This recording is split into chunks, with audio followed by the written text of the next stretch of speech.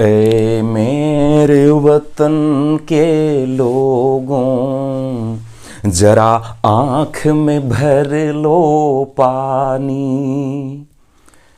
जो शहीद हुए हैं उनकी जरा याद करो कुर्बानी। ए मेरे वतन के लोगों, जरा आँख में भर लो पानी। जो शहीद हुए हैं उनकी जरा याद करो कुर्बानी। जब घायल हुआ हिमालय, खतरे में पड़ी आजादी।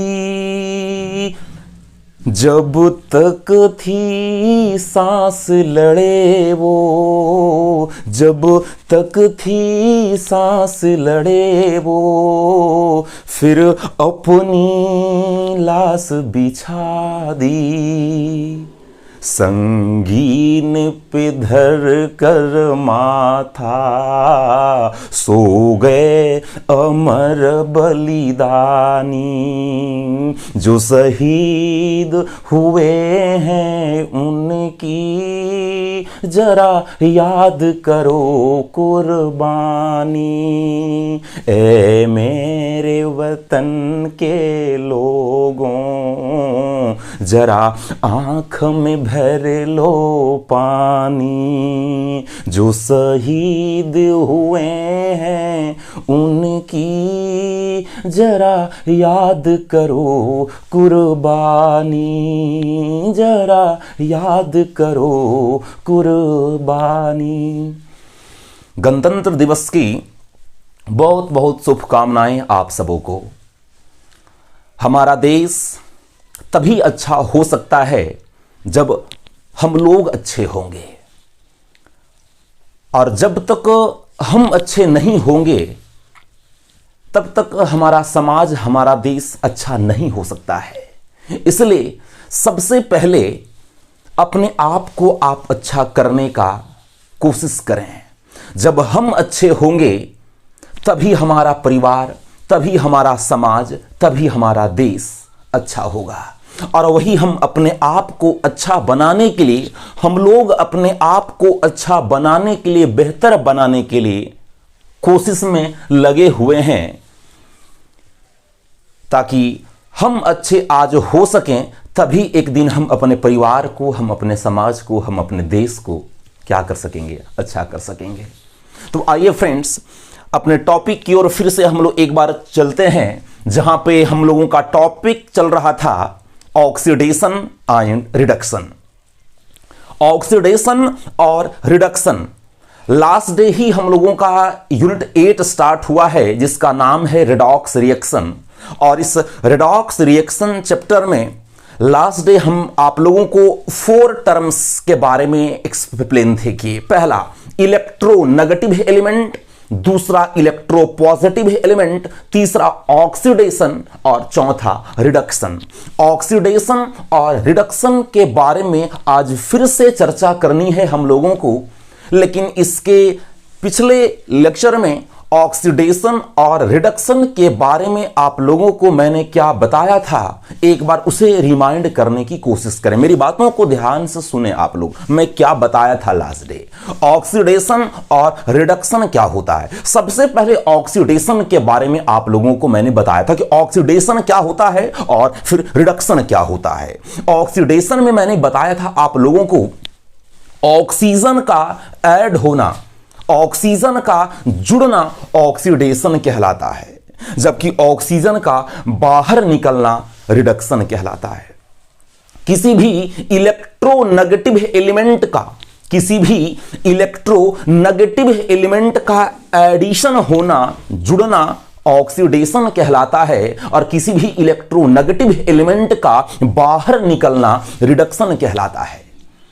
हाइड्रोजन का बाहर निकलना ऑक्सीडेशन, जबकि हाइड्रोजन का जुड़ना रिडक्शन कहलाता था। इलेक्ट्रोपॉजिटिव एलिमेंट का बाहर निकलना ऑक्सीडेशन, जबकि इलेक्ट्रोपॉजिटिव एलिमेंट का एडिशन होना रिडक्शन कहलाता था।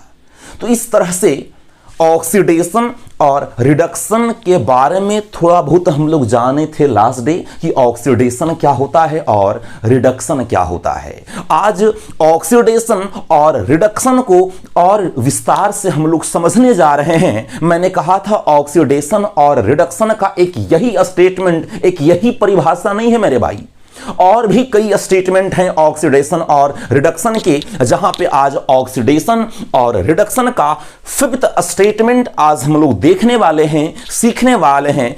चार स्टेटमेंट ऑक्सीडेशन और रिडक्शन का तो लास्ट डे मैं बता चुका हूं आप लोगों को। आज मैं पांचवा स्टेटमेंट ऑक्सीडेशन का और रिडक्शन का लेकर के आया हूं आप लोगों के बीच में, जहां पे आज हम लोग देखने वाले हैं क्या, देखिए, electronic concept of oxidation and reduction. बिल्कुल, electronic concept of oxidation and reduction. हम लोग आज इलेक्ट्रॉनिक कॉन्सेप्ट, इलेक्ट्रॉन के आधार पर, इलेक्ट्रॉन के बेसिस पर, इलेक्ट्रॉन लॉस करने या गेन करने के बेसिस पर आज हम लोग ऑक्सीडेशन और रिडक्शन को रिकॉग्नाइज कर लेंगे, आइडेंटिफाई कर लेंगे, अर्थात पहचान लेंगे। तो आइए सब देखिए क्या कहता है। तो हम लोग आज इलेक्ट्रॉनिक कॉन्सेप्ट के बेसिस पर आज हम लोग ऑक्सीडेशन और रिडक्शन को आइडेंटिफाई करने वाले हैं, जानने वाले हैं। तो सबसे पहले यहां पर ऑक्सीडेशन क्या होता है, इस बात को आप समझने का करें कोशिश। ऑक्सीडेशन क्या होता है, देखिए क्या लिखा हुआ है मेरे भाई यहां पे, the process of losing of electron by a substance is called oxidation. क्या कहता है, जब कोई सब्सटेंस के द्वारा, जब एक पदार्थ के द्वारा इलेक्ट्रॉन का लॉस किया जाता है, तो उसी प्रोसेस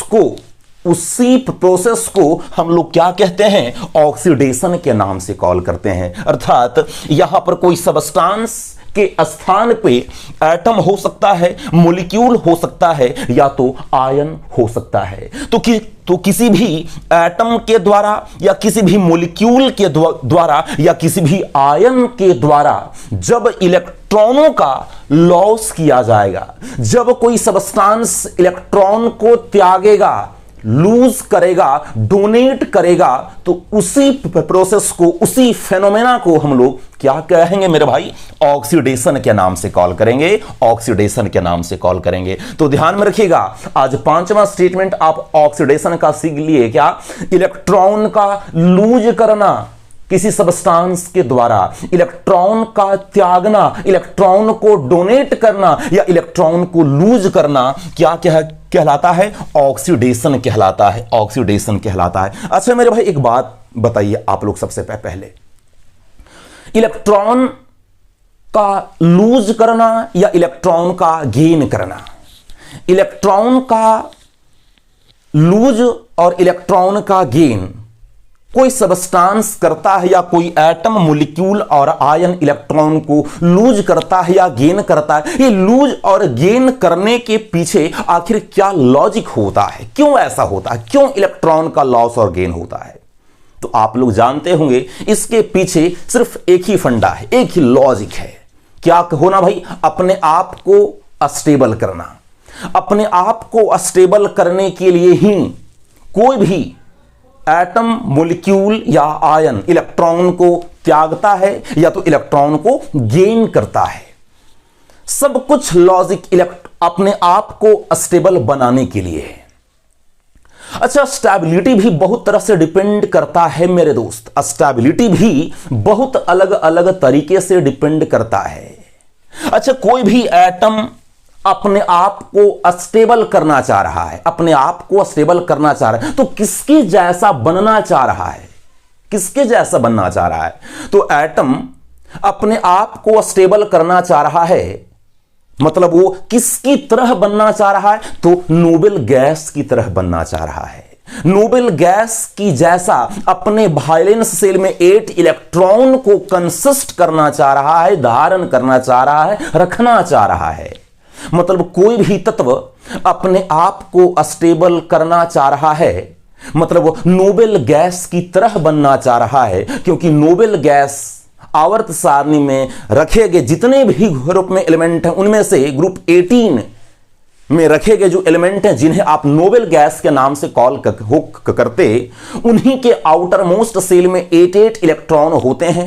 मतलब सभी एटम उन्हीं तत्वों के जैसा अपने भी वायलेन सेल में 8 इलेक्ट्रॉन करना चाहते हैं, मतलब ऑक्टेट को पूरा करना चाहते हैं। स्टेबिलिटी को पाना मतलब ऑक्टेट को पूरा करना।